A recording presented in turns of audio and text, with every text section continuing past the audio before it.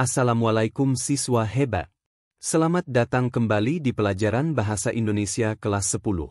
Pada video pembelajaran ini, kita akan belajar struktur teks biografi dan teks rekon. Tujuan kita belajar. Siswa dapat memahami dan menganalisis struktur teks biografi dan teks rekon yang dibaca atau disimak. Supaya pemahamannya lengkap, pastikan tonton video ini sampai akhir ya. Dukung channel Pak Guru ini supaya terus berkembang dengan klik like, subscribe, dan tekan loncengnya untuk mendapatkan notifikasi video terbaru. Terima kasih. Untuk memahami sebuah teks, kalian juga perlu mendalami struktur atau bagian-bagiannya. Teks biografi dan teks rekon berisi kisah kehidupan atau pengalaman seseorang yang berbentuk cerita dengan penyajian secara kronologis sesuai urutan waktu. Untuk itu, teks biografi dan teks rekon memiliki struktur yang sama terdiri atas 3 bagian, yaitu orientasi, masalah atau peristiwa atau kejadian penting, dan reorientasi. Berikut ini Pak Guru berikan penjelasannya sebagai berikut. 1. Orientasi merupakan pengenalan tokoh atau gambaran awal mengenai identitas tokoh atau sosok biografi. Orientasi umumnya berisi nama, tempat dan tanggal lahir, latar belakang keluarga, serta riwayat pendidikan. Contoh struktur orientasi sebagai berikut. Nama Ki Hadjar Dewantara bukanlah nama pemberian orang tuanya sejak lahir. Nama aslinya ialah Raden Mas Soewardi Soerjaningrat yang lahir di Yogyakarta, tanggal 2 Mei 1889. Ia dibesarkan di lingkungan keluarga Keraton Yogyakarta. Saat berusia 40 tahun menurut hitungan tahun Caka, barulah berganti nama menjadi Ki Hadjar Dewantara. Struktur teks biografi dan teks rekon yang kedua yaitu masalah atau peristiwa atau kejadian penting berupa paparan suatu cerita yang berisi berbagai kejadian atau peristiwa saat tokoh mengalami masalah, memecahkan masalah, proses karir, peristiwa menyenangkan, menegangkan, menyedihkan, atau mengesankan hingga akhirnya mengantarkannya mencapai mimpi, cita-cita, dan kesuksesan. Contoh struktur yang kedua ini yaitu di tanah air, Ki Hadjar Dewantara semakin mencurahkan perhatiannya di bidang pendidikan sebagai bagian dari alat perjuangan meraih kemerdekaan. Bersama rekan-rekan seperjuangannya, dia pun mendirikan sebuah perguruan yang bercorak nasional yang diberi nama National Onderwijs Instituut Taman Siswa, Perguruan Nasional Taman Siswa, pada 3 Juli 1922. Struktur teks biografi dan teks rekon yang ketiga ialah reorientasi, merupakan bagian penutup atau simpulan. Bagian ini berisi pandangan, ulasan, atau pemikiran penulis secara pribadi atas biografi tokoh yang dikisahkan. Reorientasi ini bersifat pilihan semata, jadi boleh ada maupun tidak ada. Contoh reorientasi ialah kini, nama Ki Hadjar Dewantara diabadikan sebagai seorang tokoh dan pahlawan pendidikan, Bapak Pendidikan Nasional.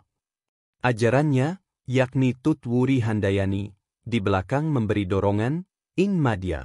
Mangun Karsa, di tengah menciptakan peluang untuk berprakarsa, dan Ing Ngarsa Sung Tulada, di depan memberi teladan, akan selalu menjadi dasar pendidikan di Indonesia.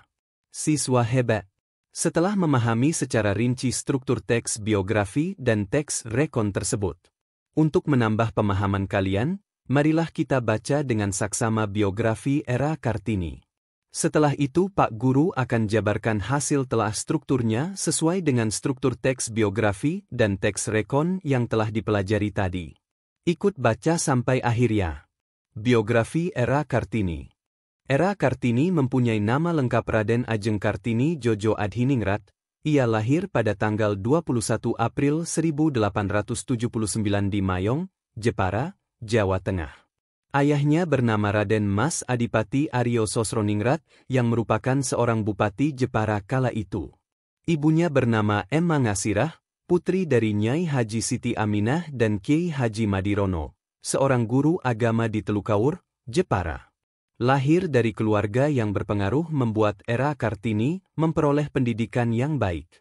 Kartini pun diperbolehkan bersekolah di ALS, Europese Lager School.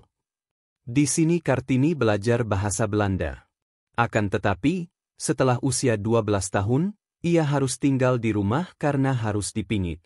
Kebiasaan dan adat kala itu, wanita yang mempunyai umur yang cukup harus tinggal di rumah dan dipingit. Era Kartini lalu terpaksa memendam keinginan untuk sekolah tinggi. Untuk mengisi waktu luangnya karena dipingit, Era Kartini lantas gemar untuk membaca.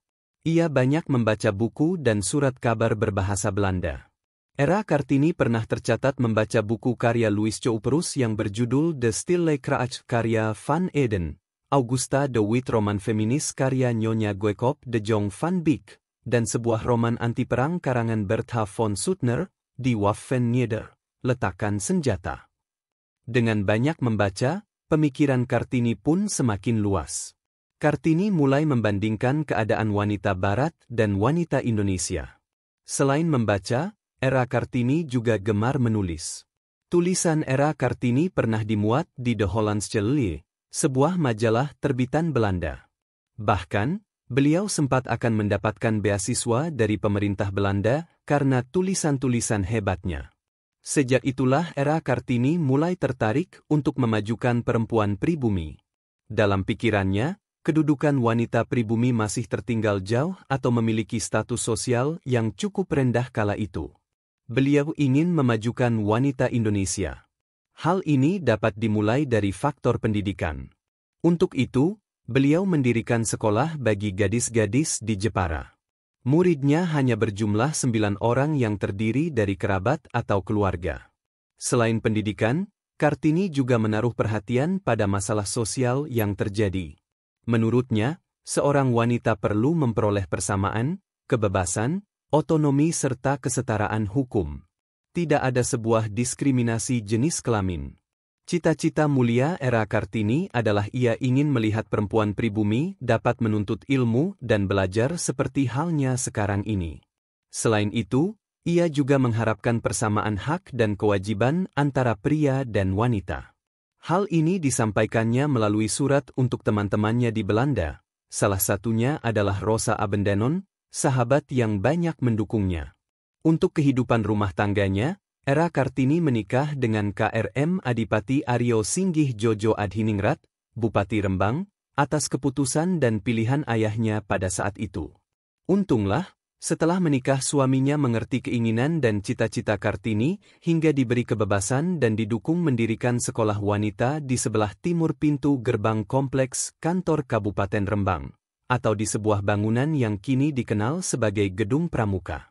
Dari pernikahannya, Kartini dianugerahi satu orang anak laki-laki yang lahir pada tanggal 13 September 1904 dan diberi nama Soisalit Jojo Adhiningra.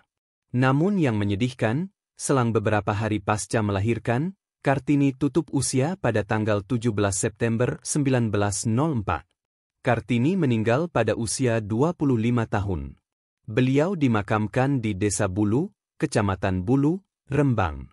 Sepeninggal R.A. Kartini, J.H. Abendanon sebagai Menteri Kebudayaan, Agama, dan Kerajinan Hindia Belanda mulai mengumpulkan surat-surat yang pernah ditulis oleh R.A. Kartini. Dari sana, disusunlah buku yang berjudul Door Duisternis Tot Licht dan diterjemahkan dengan judul Dari Kegelapan Menuju Cahaya, yang terbit pada tahun 1911. Buku tersebut dicetak sebanyak 5 kali, dan pada cetakan kelima disertakan semua surat-surat yang ditulis oleh Kartini. Melalui publikasi pemikirannya tersebut, R.A. Kartini mulai banyak dikenal. Pemikiran-pemikiran Kartini pun mulai mengubah pandangan masyarakat Belanda terhadap perempuan pribumi di Jawa. Pemikiran-pemikiran Kartini yang tertuang dalam surat-suratnya juga menjadi inspirasi bagi tokoh-tokoh kebangkitan nasional Indonesia, antara lain W.R. Soepratman yang menciptakan lagu berjudul Ibu Kita Kartini. Siswa hebat. Setelah membaca teks biografi Era Kartini tadi, sekarang Pak Guru akan menjabarkan hasil telaah strukturnya. Silakan simak dengan saksama. Struktur yang pertama yaitu orientasi terdapat dalam paragraf 1-2. Alasannya karena berisi pengenalan Era Kartini secara umum, seperti nama, tempat dan tanggal lahir, latar belakang keluarga, serta riwayat pendidikan. Struktur yang kedua yaitu permasalahan atau peristiwa penting terdapat dalam paragraf 3-7. Alasannya, karena berisi permasalahan hidup atau kejadian penting atau peristiwa yang pernah dialami oleh Era Kartini, seperti beliau mendirikan sekolah bagi gadis-gadis di Jepara. Selain pendidikan, Kartini juga menaruh perhatian pada masalah sosial yang terjadi. Menurutnya, seorang wanita perlu memperoleh persamaan, kebebasan, otonomi serta kesetaraan hukum. Tidak ada sebuah diskriminasi jenis kelamin. Struktur yang ketiga yaitu reorientasi berada pada paragraf yang ke-8. Alasannya, paragraf ini berisi kesimpulan berupa hasil perjuangan Era Kartini untuk memajukan perempuan Indonesia. Selain itu, juga memuat pandangan penulis terhadap sosok Era Kartini. Siswa hebat, sampailah kita di akhir pelajaran. Tapi sebelum ditutup Pak Guru berikan penguatan lewat kesimpulan. Struktur teks biografi dan teks rekon ada 3. Yang pertama, orientasi ialah memperkenalkan tokoh kepada pembaca. Kedua, masalah atau peristiwa atau kejadian penting yang dialami tokoh. Ketiga, reorientasi berisi penutup atau kesimpulan. Pesan Era Kartini. Jangan pernah menyerah jika kamu masih ingin mencoba. Jangan biarkan penyesalan datang karena kamu selangkah lagi untuk menang. Terima kasih sudah menonton sampai akhir. Semoga bermanfaat. Wassalamualaikum warahmatullahi wabarakatuh. Jangan lupa